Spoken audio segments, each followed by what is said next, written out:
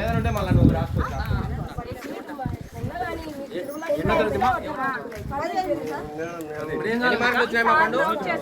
ఒకసారి 2 ఓట్లు ఉంటాయి అక్క. ఎంపీకి 1, ఎమ్మెల్యేకి 1, 2 ఖచ్చితంగా ఫ్యాన్ బుక్ చేయండి అక్క. ఎంపీ సార్ భార్య అక్క, తప్పకుండా ఫ్యాన్ బుక్ చేయండి అక్క. ప్రస్తుతం అక్క ఈ గొప్ప అర్థాలు మన తెలుగు దేశం జెండాని ఎగరాలి. మన తెలుగు దేశం పుట్టిన దగ్గర నుంచి ఇక్కడ ఈ గొప్ప అర్థాలు మన తెలుగు దేశమే. ఒక్కళ్ళు రావడానికి ధైర్యం చేయకూడదు, ఇంకొక జెండా ఎగరటానికి కుదరదు. అదే మిమ్మల్ని అందరినీ కోరుతున్నాను. అదే చంద్రబాబు నాయుడు గారి నాయకత్వం అంటే. తర్వాత మీ అందరికీ తెలుసు, చంద్రబాబు నాయుడు గారిని అరెస్ట్ చేసినప్పుడు ఈ నిజం గెలవాలి అనే ఈ ప్రోగ్రాం నేను చేపట్టాను. కానీ నాకు చాలా సంతోషంగా ఉంది, ఇట్లా నా కార్యకర్తలు, నా బిడ్డల్ని నేను కలుసుకోగలుగుతున్నాను. మీరు చూపించే ఉత్సాహం, ధైర్యం నన్ను ముందుకు తీసుకెళ్తాంది. ఇప్పుడే కాదు, నిజం గెలవాలి అనే ఆ ప్రోగ్రాం అప్పుడు నా కార్యకర్తలు, ప్రజలే తీసుకెళ్లారు నన్ను ముందల. ఎందుకంటే మీ అందరికీ తెలుసు ఈ రాక్షసుల ప్రభుత్వం గురించి. మీకు తెలుసా లేదా? అది మీరు గుర్తుంచుకోవాలి. ఇప్పుడే నేను నామినేషన్ వేయడానికి గుడికి వెళ్ళిన తర్వాత, బయటకు వచ్చిన తర్వాత స్టూడెంట్స్, నిరుద్యోగులు, అన్నదాతలు, స్త్రీలు, వికలాంగులు అందరూ వచ్చి డబ్బు ఇచ్చారంటే అక్కడే చూపిస్తుంది ఈ గవర్నమెంట్ ఏమి పని చేయట్లేదు ఏ వర్గానికి కూడా. అదే చంద్రబాబు నాయుడు గారు ఉన్నప్పుడు ఆయన ప్రతి వర్గానికి, ప్రజల కోసం ఆయన పోరాడారు. అది ఒక నాయకుడు అంటే.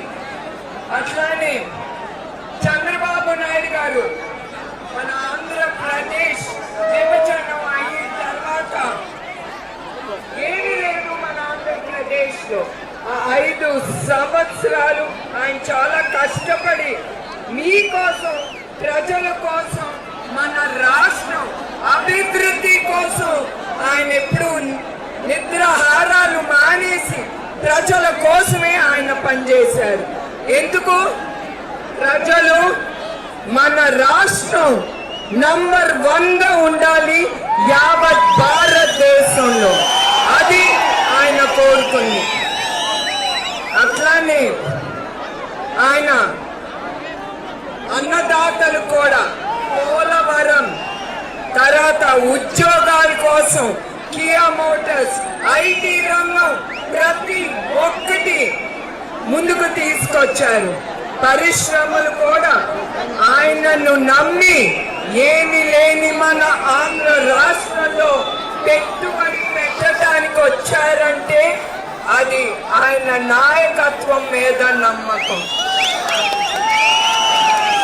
అట్లానే మీకు మరొకసారి నేను గుర్తు చేస్తున్నాను, ప్రాంతాలు మన అన్న నందమూరి తారక రామారావు గారు ఏమనేవారు,